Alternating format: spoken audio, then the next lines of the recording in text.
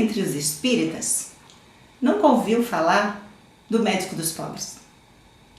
Adolfo Bezerra de Menezes Cavalcante. É dele que vamos falar hoje. Bezerra de Menezes nasceu no dia 29 de agosto de 1831 e veio falecer no dia 11 de abril de 1900, com 68 anos de idade. Ele ficou conhecido como médico dos pobres ou como Kardec brasileiro. 50 anos após a sua volta ao plano espiritual, ocorreu um grande evento. Foram convidados em torno de 5.000 espíritos, dentre eles alguns encarnados, para uma homenagem a essa figura ilustre. Ismael foi quem dirigiu esse evento e muitas homenagens foram feitas. Ao final, a palavra foi passada ao nosso Bezerra, que teve um trabalho ininterrupto nesses 50 anos. Dedicou todo o seu tempo à comunidade brasileira, a todos os sofredores, a todos aqueles que passam por dificuldade. Ele, dentro da sua grande humildade, não se sentiu merecedor de tudo aquilo e pediu que tudo aquilo fosse transferido à Mãe Santíssima, que ela sim seria merecedora de alguma homenagem. Nesse instante, adentra pelo salão uma menina em torno de seus 16 anos, de nome Celina. Celina é a mensageira de Maria Santíssima e ela trazia em suas mãos um pergaminho com uma mensagem que dizia a Bezerra que diante desse trabalho, dessa dedicação toda dele, desses anos todos, lhe dava o direito de escolher dentro do sistema solar onde ele quisesse habitar. Porém, o nosso querido pediu a Maria Santíssima se ela daria a oportunidade dele continuar o seu trabalho aqui. Porque ele dizia que onde houvesse até o último dos irmãos sofredores que estivesse passando por alguma dor, ele ali queria estar para nos auxiliar. E aí já se passam 120 anos de dedicação. Ele está sempre ao nosso lado. Em todos os centros espíritas existe um momento que é dedicado a ele, onde em torno de 10.000 espíritos médicos desencarnados auxiliam ele nessa atividade. Aí a gente pode ver a importância dessa figura para a nossa evolução. E agora, diante do momento que estamos vivendo, seria importante nós recorrermos a uma mensagem que foi dada dele em março, no Congresso, no 22º Congresso Espírita do Paraná. Nessa mensagem, ele nos esclarece e nos orienta de algumas coisas que devemos tomar cuidado e de algumas atitudes que devemos ter nesse momento de dor e de aflição. E é esse o ponto em que nós vamos levantar agora. Nós vamos ler integralmente alguns trechos dessas mensagens, para que possamos parar e refletirmos sobre esses que foram assinalados. A primeira é a seguinte: não vos preocupeis demasiadamente com a presença pandêmica do vírus, cujo momento será mais tarde entendido nas suas razões, nas suas origens e no porquê chegou-nos agora, provocando pânico e dor.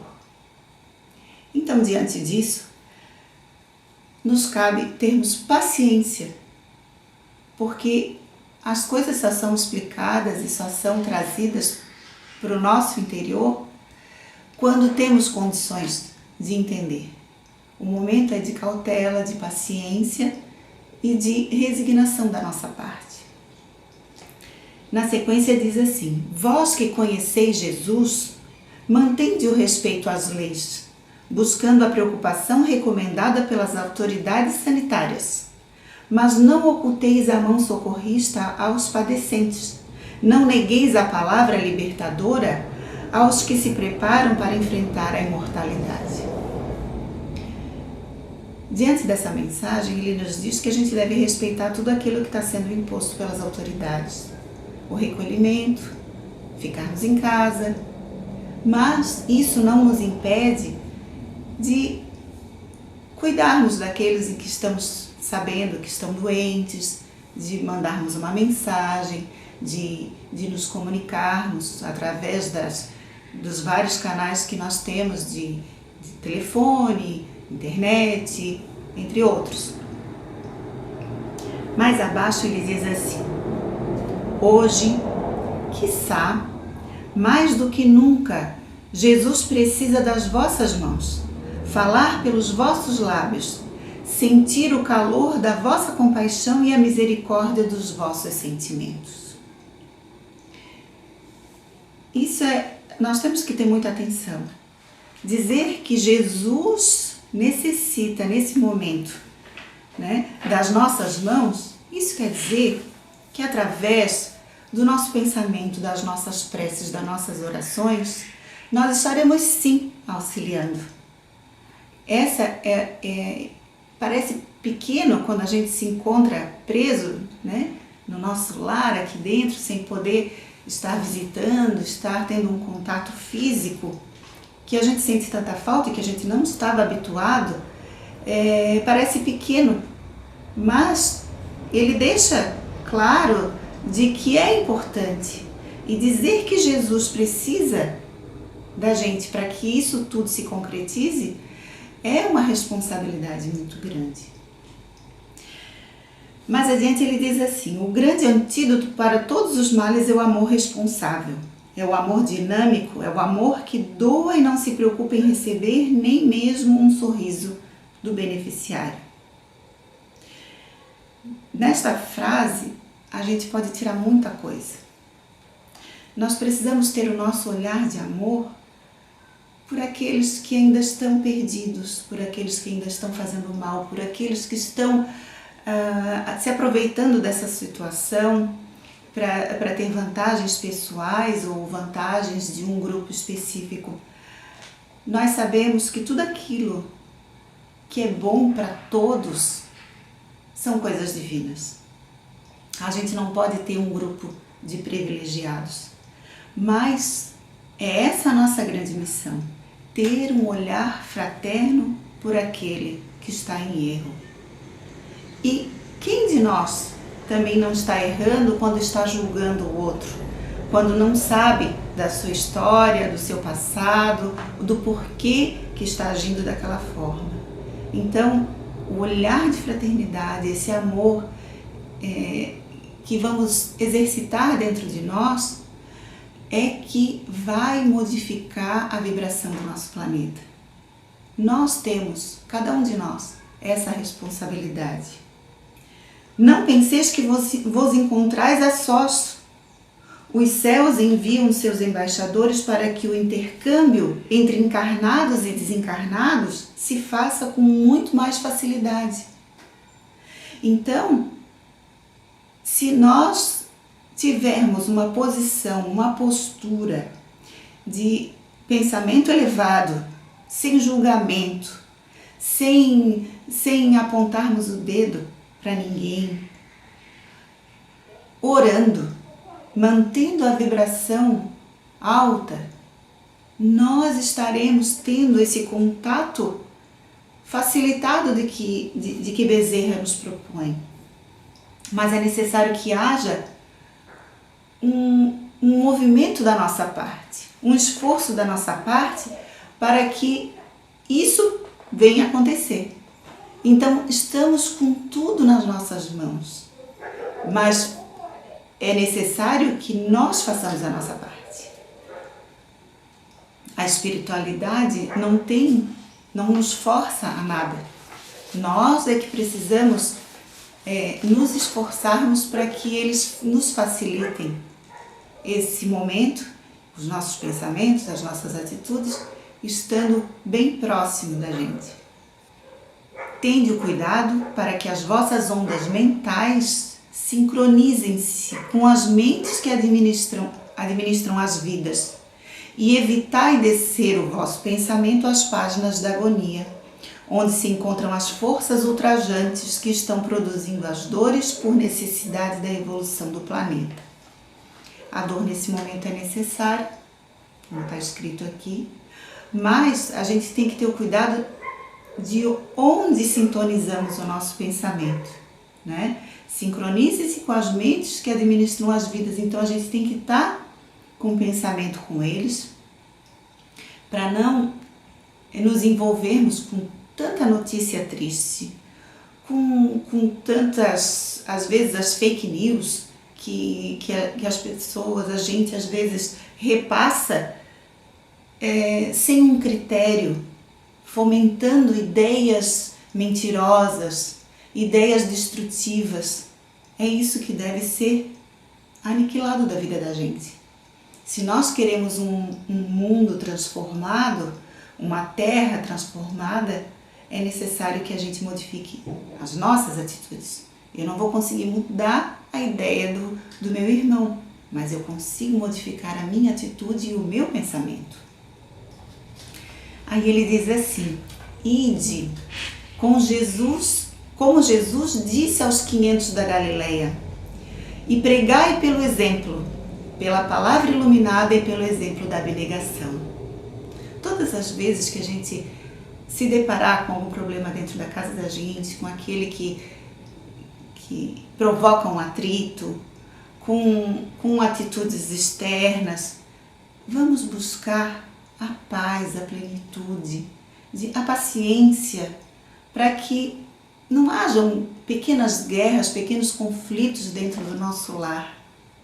Primeiro a gente precisa aprender a ser pequeno, depois a gente aprende a ser grande.